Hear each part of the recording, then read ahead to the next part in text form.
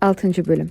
Bugün tarakanla mübarizəyə başlamışam. Nəhayət ki, tarakan bizim evə təşrif buyurdu. Təsadüfən hamamda rast gəlmişdim, amma tarakan olduğunu bilmirdim. Şəklini çəkib Google-a yerləşdirəndə başa düşdüm ki, bizim evdəki elənməz tarakanıymış.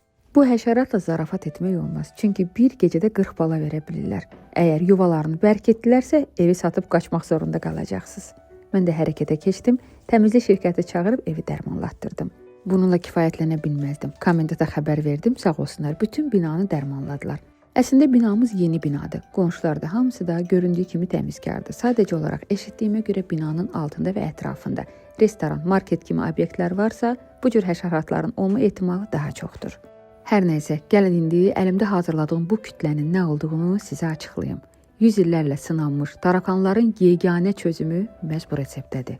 İçinə nələr əlavə etdim, hamısını postun altına qeyd etmişəm. Qurumağını gözləyib, künc bir hissələrə yerləşdirəcəm, hətta binamıza da.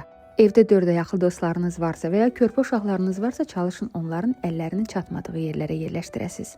Bu minvalla nəinki tarakan, bütün həşəratların kökünü məhv etmiş olacaqsınız. Mütləq sınayın və yaxınlarınıza göndərin.